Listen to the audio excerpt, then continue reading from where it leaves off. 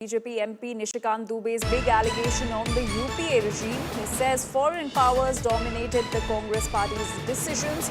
He also goes on to say that 150 Congress leaders were on Russian payroll and that Congress made policies which suited the foreign governments. He also demands judicial probe under the Supreme Court judge, and he even hit out at Rajiv Gandhi era, saying that India was a playground for Russia and US stooges. This is what BJP MP Nishikant Dubey has said.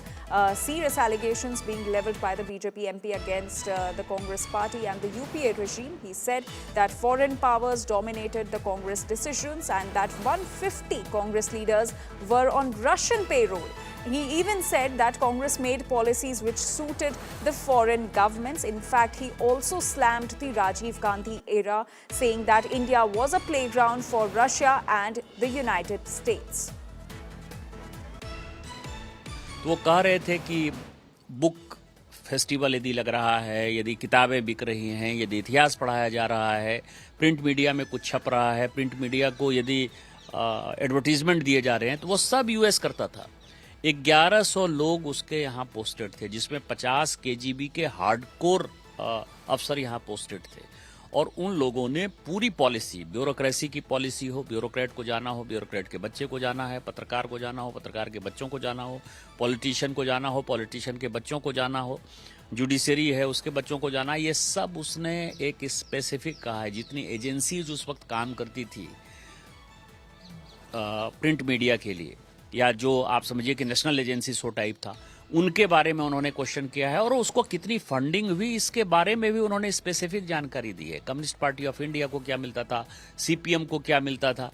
और एक बड़ा उदाहरण उन्होंने कहा कि जो कि बाद में प्रूवन भी हुआ कि जर्मनी ने तो आप समझिए कि 5 लाख उस जमाने में 77 में जो है 77-80 में 5 लाख रुपया दिया सुभद्रा जोशी को चुनाव लड़ने के लिए, और बाद में वो इंडो जर्मन कॉपरेशन की अध्यक्ष हुए। ये दिखाता है कि कांग्रेस के समय पूरा देश आजाद नहीं था, गुलामी में था। My colleague Piyush Mishra is now joining us with more details on this. Piyush, some very serious allegations being levelled by BJP MP Nishikant Dubey in an exclusive conversation with India Today, saying that under the UPA regime, foreign powers dominated the decisions and that 150 Congress leaders were on Russian payroll.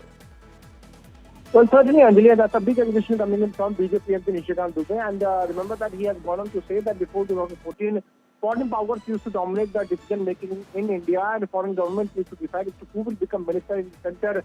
And after making all these allegations, Nishikant Dubey has also demanded that there should be thorough probe in this. Sitting the Supreme Court judge should do inquiry of this.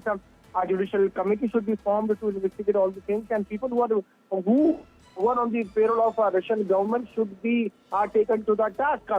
He has added that around 150 congressmen were on Russian payroll. Congress government made policies which always suited to the foreign governments.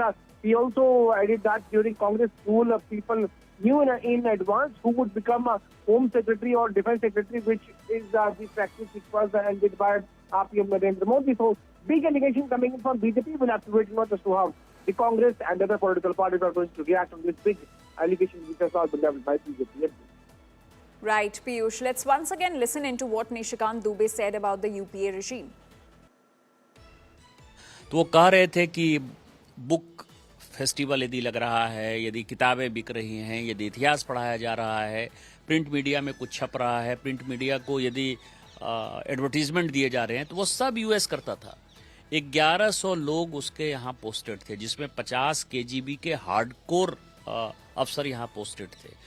और उन लोगों ने पूरी policy, bureaucracy की policy हो, bureaucrat को जाना हो, ब्यूरोक्रेट के बच्चे को जाना है, पत्रकार को जाना हो, पत्रकार के बच्चों को जाना हो, पॉलिटिशियन को जाना हो, पॉलिटिशियन के बच्चों को जाना हो, जुडिशरी है उसके बच्चों को जाना, ये सब उसने एक स्पेसिफिक कहा है। जितनी एजेंसीज उस वक्त काम करती थी प्रिंट मीडिया के लिए, या जो आप समझिए कि नेशनल एजेंसी सो टाइप था, उनके बारे में उन्होंने क्वेश्चन किया है। और उसको कितनी फंडिंग हुई इसके बारे में भी उन्होंने स्पेसिफिक जानकारी दी है। कम्युनिस्ट पार्टी ऑफ इंडिया को क्या मिलता था, सीपीएम को क्या मिलता था। और एक बड़ा उदाहरण उन्होंने कहा कि जो कि बाद में प्रूवन भी हुआ कि जर्मनी ने तो आप समझिए कि 5 लाख उस जमाने में 77 में जो है 77-80 में 5 लाख रुपया दिया सुभद्रा जोशी को चुनाव लड़ने के लिए और बाद में वो इंडो जर्मन कॉरपोरेशन की अध्यक्ष हुई। ये दिखाता है कि कांग्रेस के समय पूरा देश आजाद नहीं था, गुलामी में था।